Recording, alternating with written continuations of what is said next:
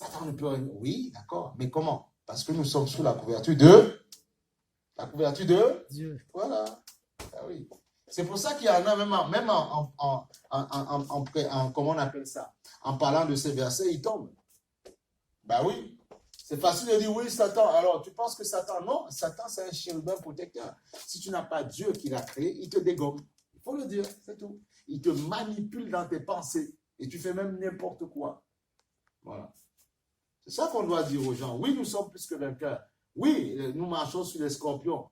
Mais à condition que nous soyons avec le Seigneur. Et si on n'est pas avec le Seigneur, calotte. Voilà. Il faut dire ça aux gens, il ne faut pas mentir. Les gens, ils aiment les messages. Nous sommes plus que vainqueurs, nous triomphons. Oui, mais attention, qui nous donne cette victoire? On verra, c'est Christ. 2 Corinthiens chapitre 20, verset 15. Amen. Tout le monde y est? Alléluia. Mais sois dans la joie, dis-moi Amen là. Amen. Ainsi vous parle l'Éternel. Ne craignez point, ne vous effrayez point devant cette multitude. Amen. Ce que vous avez nombreuses. Car ce ne sera pas vous qui combattrez, ce sera Dieu. Alléluia. Et dans d'autres versions, il dit, n'ayez pas peur et ne vous laissez pas effrayer devant cette foule nombreuse qui est là pour te dévorer. Car ce ne sera pas vous qui combattrez, ce sera Dieu. Demain, descendez contre eux, ils vont monter par la colline de Tzit, et vous les rencontrerez à l'extrémité de la vallée, en face du désert de Jéruel. Vous n'aurez pas à mener ce combat. Dieu te dit quoi? Viens seulement, lève-toi, va au temple, adore-moi. Tu n'as pas à mener ce combat. C'est ça que ça veut dire aussi pour toi. Amen. Vous n'aurez pas à mener ce combat. Prenez position, c'est tout. Tenez-vous là, vous verrez la délivrance de l'Éternel, que l'Éternel vous accordera. Amen. Juda et Jérusalem, n'ayez pas peur et ne vous laissez pas effrayer. Demain, sortez à leur rencontre et l'Éternel sera avec vous. C'est ça, amen. On est tellement combattu, on craque. Non! Va bien m'adorer. Je veux t'adorer, t'adorer. Seigneur, t'adorer. Les yeux fixés vers. C'est là qu'on connaît les vrais chrétiens, les vrais combattants. Oui, oui, oui. Ils sont harcelés. Waouh, il y a tout qui pourrait les faire craquer. Ils sont debout, ils sont solides, ils ne baissent pas les bras. Ils sont là pour adorer Dieu. Ils regardent. Tu vois, il a la délivrance. Il a dit, levez-vous, allez les rencontrer. Vous n'aurez pas à combattre. Parfois, il y a des moments où Dieu te met dans la bataille. Il dit, non, non, calme-toi. Regarde ta délivrance. C'est ce qu'il a fait. Voilà. Tu vois? Donc, et tu vois que déjà, avant que Christ ne devienne, Dieu avait déjà pourvu depuis le départ. Voilà pourquoi on dit qu'il est le même hier, aujourd'hui, éternellement. Christ est Dieu. Il vient accomplir de manière parfaite ce que Dieu a déjà commencé, ce que lui-même a déjà commencé. Vous savez, pour pouvoir bien adorer, aimer Dieu, même si tu adores comme c'est lourd, on dit on l'adore comme une casserole, c'est pas grave. Si tu le fais avec amour pour Dieu, Dieu va l'améliorer. Amen ou pas amen? Voilà. Oh, faut pas se flageller. Oh, c'est pas bon. Si c'est bon, tu as bien loué. Gloire au Seigneur. Voilà, tout. Et Dieu, au fur et à mesure, Dieu construit, Dieu fait. Voilà. Maintenant, il faut reconnaître qu'à chaque fois, on doit toujours chercher à s'améliorer. Mais il ne faut jamais dire, il y a des gens parfois pour dire à quelqu'un, ouais, il te dit, ouais, tout ça, c'est pas bon quoi. Déjà, tu t'es levé déjà pour pouvoir chanter, pour pouvoir prêcher, pour pouvoir être debout, pour pouvoir prier. Il y a des gens, ils veulent critiquer tout et n'importe quoi, mais ils ne voient pas. Déjà que quelqu'un se lève, se mette debout, pour pouvoir prier Dieu, louer Dieu, chanter Dieu déjà. Il faut déjà voir l'effort. Mais il y en a, ils ne veulent pas faire, mais ils passent leur temps à critiquer. À dire, tu devrais faire comme ça, c'est pas bon. Mais toi, viens faire. Et tu ne vas pas les voir, ils vont fuir. Viens faire. On dit non, non, parce qu'ils ont honte. Oh, ma voix. Pardon, laisse celui qui a commencé. Même s'il fait comme un crapaud, Dieu va le bénir plus tard. Même s'il prêche mal, Dieu va le bénir plus tard. Même s'il prophétise mal, Dieu va le bénir plus tard. Voilà. Ah, c'est quoi cette génération de personnes? Que des critiqueurs, mais ils ne veulent pas se mettre au travail. Amen. 1 Corinthiens, chapitre 15, verset 57. Tu as vu 2 Corinthiens? Il ne faut pas parler, il faut faire. On fait par l'exemple, c'est comme ça. Voilà. C'est comme quelqu'un, il va donner des conseils sur le couple. Mais il est où ton couple? Donner des conseils sur comment gérer l'argent. Il est où ton argent? Tu n'as pas, tu es foiré, tu vis dans les dettes. Tu vas conseiller quelqu'un? Non, ça ne marche pas. Tu montres l'exemple d'abord. 1 Corinthiens. Amen ou pas amen? Ah voilà. Ah ben oui. Ben oui, ben oui. Oh, pas possible ça. C'est comme si je vais apprendre à un gynécologue comment on fait son boulot. N'importe quoi. C'est pas comme ça. Ça ne se fait pas. Tu apprends d'abord. Voilà. Après, tu vas faire. Voilà. Sinon, ce qu'on appelle de la prétention. Voilà. Et les prétentieux ne vont pas très loin. 1 Corinthiens, chapitre 15, verset 57. Il dit ceci. Merci Seigneur. Mais Dieu, il dit, et ça c'est l'apôtre Paul qui dit ça, mais que Dieu soit remercié, voilà, lui qui nous donne la victoire par notre Seigneur Jésus-Christ. Amen. Donc c'est toujours lui, c'est lui qui nous donne la victoire. Donc tu es obligé de triompher, tu es obligé de gagner, mais surtout ne murmure pas, fais simplement ce qu'il te dit. Regarde, il leur a dit simplement, dans 2 Chroniques 20, comme on l'a vu tout à l'heure, à partir du verset 15, il dit, vous n'aurez pas à combattre, mettez-vous simplement en place. Et moi, je fais le travail. I'm doing the job.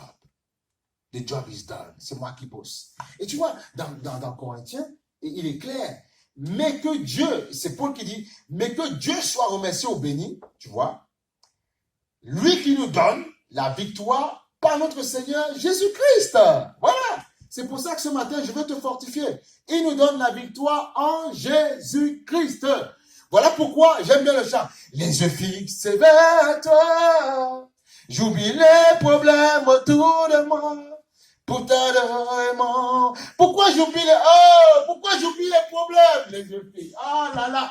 Parce que si je n'oublie pas, je ne peux pas t'adorer. Et la Bible dit que Dieu, c'est dans la louange. Et si c'est dans la louange d'Israël pour les délivrer, il ne peut pas me délivrer parce que je ne fixe pas les yeux vers lui. Donc je fixe les yeux vers l'Éternel, quelle que soit la situation. Les yeux fixés vers toi. Quels que soient les problèmes, j'oublie les problèmes autour. Quels que soient les combats, quel que soit ce qu'on dit de moi, j'oublie, je fais l'effort d'oublier. Pour t'adorer,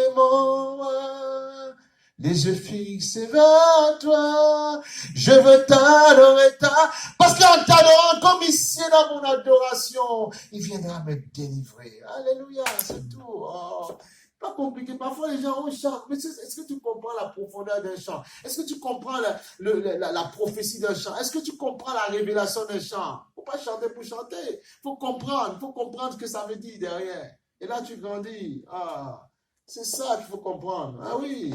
Regarde. Donc Dieu nous donne le triompher en tout temps. Alléluia, merci Seigneur. On va aller maintenant dans 1 Samuel. On va aller dans...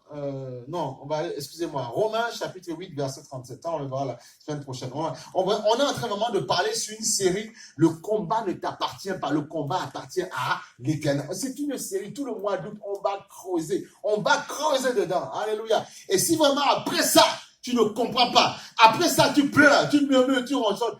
Là, je ne sais pas ce qu'il y aura à faire. Voilà. Romains chapitre 8, verset 37. Il faut comprendre. 37? Oui, chapitre 8, verset 37. Chapitre 8, Romains chapitre 8, verset 37. 37. Yes, voilà. Alléluia. Amen, amen, amen. 37. Merci Seigneur pour ta grâce.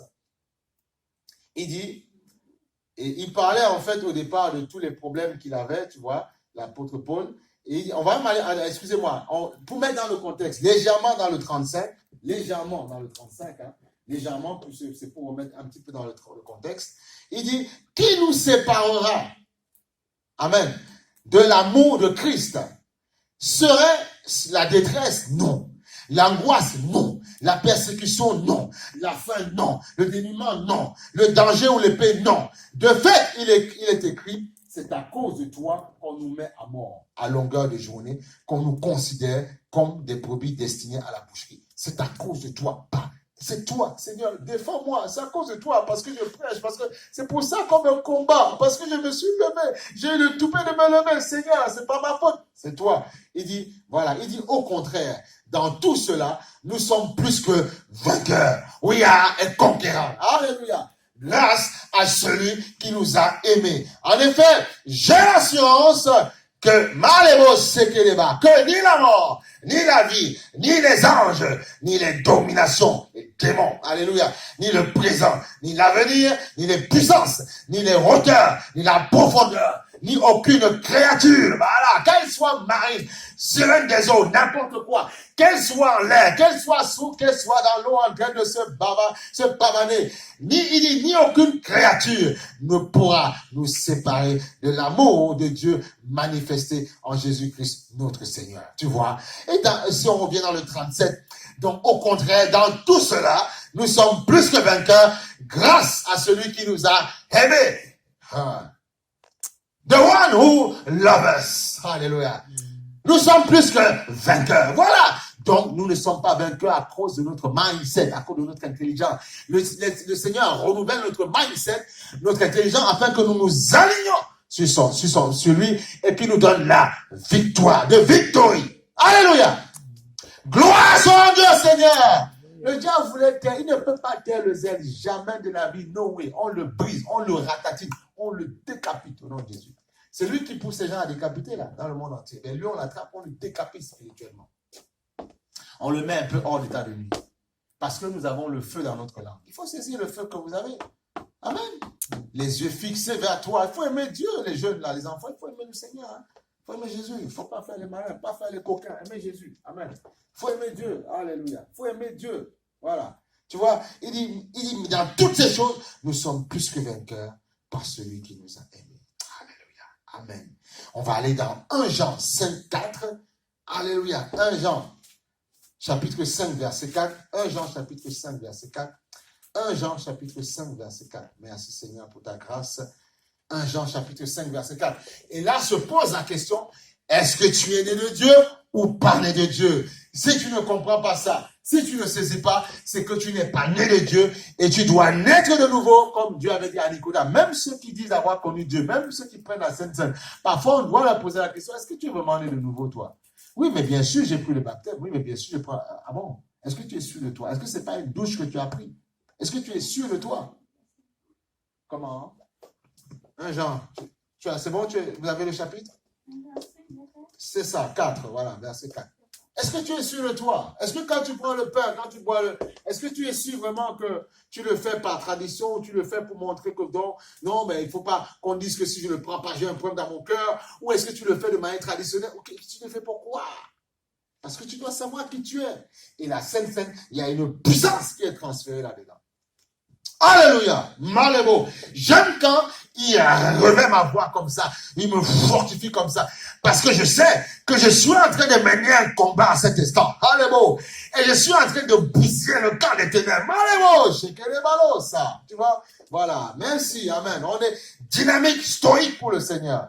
Il dit, parce que, tu vois, dans 1 Jean chapitre 5, verset 4, parce que tout ce qui est né de Dieu, amen, triomphe du monde.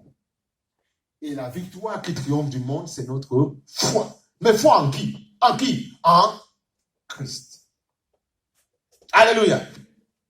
Tout ce qui, il dit parce que tout ce qui est né de Dieu, pas de ton père, de ta mère, oublie ça. Dieu te donne un géniteur, une génitrice, oui. Tu viens, on t'introduit sur la terre, oui, par un homme et une femme. Et ça, c'est ta chair, ta ressemblance, tes liens sanguins, te le démontre que tu le veuilles ou non. À moins qu'il faut te décapiter et puis mourir, voilà. Donc, c'est comme ça. Mais, il te parle de la naissance spirituelle. Et il dit que dans l'esprit, nous sommes plus que vainqueurs parce que l'esprit est bien disposé. Parce que ce qui est né de Dieu, parce que Dieu est esprit. Et si tu as compris que tu as un esprit en toi, c'est là que tu triomphes. Mais tant que tu n'as pas compris que tu as un esprit en toi, tant que tu penses que tu es uniquement blood and flesh, chair et sang uniquement, tu ne peux pas triompher. C'est pas possible. Jamais. Mais tu dois comprendre qu'en fond de toi, il y a ce qu'on appelle la vie Zoé, la vie Anonios, qui est en toi, renouvelée par le Saint-Esprit. Alléluia. Et une fois que tu as compris cette réalité, c'est là que tu peux triompher. Parce que tu marches par l'Esprit. Tu marches par ton autre homme qui est à l'âme intérieure, qui est au fond de toi, qui n'a pas été mis par ton père et ta mère. Ton père et ta mère t'ont donné un don, a donné une enveloppe. Et Dieu a soufflé dans ton corps. Et il a mis son esprit dedans. Et il faut marcher avec lui. Yes! Et c'est là que tu es fort. Et c'est là que tu es indestructible.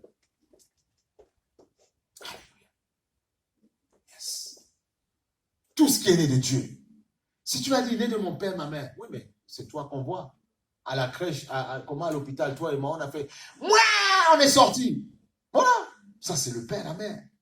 Mais ce qui rend le corps vivant à l'intérieur, parce que Dieu a soufflé dedans. Est-ce que tu le vois à quel moment ça se passe? Est-ce que c'est au moment des spermatozoïdes, tu ne le sais pas? Ah, oui, mystère. Voilà. Même là, la science cherche encore. Mystère. Mystère. Parce qu'il y a des choses que Dieu va nous expliquer là-haut. À quel moment il le fait? Mystère. Voilà. Tu vois, tout ce qui est né de Dieu triomphe du monde. Il y a beaucoup de choses à enseigner, il y a beaucoup de choses à dire, mais on ne va pas les dire là. Il y a beaucoup de choses à dire. Il y a beaucoup. Il y a beaucoup de choses à dire. Amen. Alléluia. Voilà. Et tu vois, donc, on a dit, tout ce qui est né de Dieu triomphe du monde. Et il dit, et la victoire qui triomphe du monde, c'est notre foi. Notre foi en Jésus-Christ. Notre foi en Jésus-Christ. Notre foi en Jésus-Christ. Notre foi en Jésus-Christ. Donc, parce que j'ai foi en Jésus, la foi qu'il m'a donnée, qui est une âme, qui est un don de l'esprit, me permet de triompher. Mais c'est Dieu qui m'a donné ce don. Donc, ça veut dire quoi? Voilà pourquoi Paul dit, en toutes choses, nous bénissons Dieu car nous sommes vainqueurs en tout temps. Pourquoi? Parce que les armes que Dieu nous a données, comme la Bible dit, elles sont puissantes en Dieu pour renverser les forteresses. Et oui. Merci Seigneur. Et c'est pour ça qu'il peut dire de manière fière, de manière gaillarde, dans Romains 8, 31, Romains chapitre 8, verset 31, si Dieu est pour nous, qui sera contre nous? Si Dieu est pour nous, qui sera contre nous? Personne. Personne. C'est là que tu dois comprendre ça. Maintenant, tu dois tout faire pour pouvoir attacher Dieu à ta solde, le mettre avec toi. Comment faire? Il te dit ce qu'il veut. On a vu au départ, celui qui sème avec celui qui sème avec l'âme, moissonne avec chant d'allégresse. C'est une caractéristique de Dieu. Dieu a pris le temps de construire, de créer des choses. Dieu veut te dire quoi? Quand il commence à bâtir dans ta vie, il est en train de casser tout, faire ce qu'on appelle le terrassement dans ta vie, parce qu'il y a des arbres, il y a des friches et tout, pour bâtir quelque chose. Tu dois le laisser faire. Voilà pourquoi tu ne dois pas murmurer. Les maisons, les appartements dans lesquels nous vivons aujourd'hui, la terre n'a pas murmuré. Amen ou pas amen? Les caterpillars sont venus, ils ont creusé, ils ont cassé. Ils ont dessouché les arbres. Ils ont fait. Et après, on bâtit des maisons dessus. La même maison, on met une fondation. La fondation, elle doit supporter à recevoir des gens parfois gentils ou méchants que nous sommes. Et nous sommes contents, nous tirons nos beaux rideaux. Tout blanc, nous sommes heureux. Waouh! Mais on oublie que derrière, il y a la fondation qui... Tiens, là, le ferraillage et tout ça. Je suis content. Voilà. Tu dis, waouh, ma maison est belle. Et tu invites tes amis, tu fais voir ton palais. Mais les fondations sont là. Mais tiens. Elle dit, bon, il est méchant ce propriétaire, méchant ce locataire, mais parce que Dieu m'a ordonné de le couvrir, de mettre en toi. Amen. Ah, la vie, elle est belle, hein, tu vois. Donc, c'est ça. Donc, ça veut dire que tu as la victoire en toutes choses. Mais tu dois marcher dans cette victoire dans l'humilité. Comprendre que celui qui a la victoire a déjà triomphé pour toi. Amen. Pourquoi? Regarde. On va aller dans Colossiens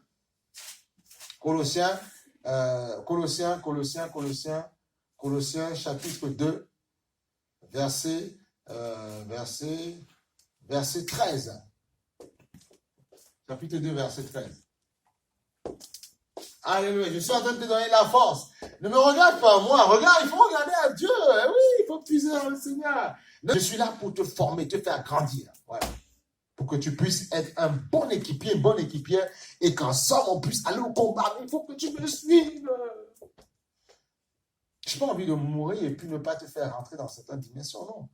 Vous qui étiez morts en raison de vos fautes et de l'incirconcision de votre corps, il vous a rendu à la vie avec lui Et il nous a pardonné toutes nos fautes. Amen. Il a effacé, il a pardonné tout. Oh, il a effacé l'acte rédigé contre nous qui nous condamnait par les prescriptions. Il a annulé en le clouant à la croix. Et plus loin, c'est ça qui nous intéresse, il a dépouillé les dominations, les autorités et les a données publiquement en spectacle en triomphant d'elles à la croix, à de grosses. Et ce sont les mêmes démons là que parfois tu dis, diable déchaîné, diable qui faut. Non! À chaque fois que tu vois l'ennemi vouloir attaquer ta vie, dis-toi, prends Colossiens 2,13 et lis. Et lis ça sur sa tête. Lis ça sur tes problèmes. Quand ça ne va pas, lis. Il a dépouillé les dominations. Il les a mis en spectacle, les autorités de domination, publiquement. L'ange est une domination, le diable est une domination. Il ne parle pas des anges, ceux qui sont au service, il parle des démons. Amen. Parce que dans domination, autorité, il y a les mauvaises autorités et les bonnes autorités. Il y a les mauvaises dominations et les bonnes dominations. Et l'ange est une autorité, une domination. Et les démons aussi, qui étaient des anges. Voilà. Il parle des démons là. Voilà. Donc il dit ceci, merci mon Dieu, alléluia. Il dit, il les a dépouillés, les dominations, il les a donnés publiquement en spectacle, en triomphant d'elle à la croix. En spectacle, en triomphant d'elle à la croix.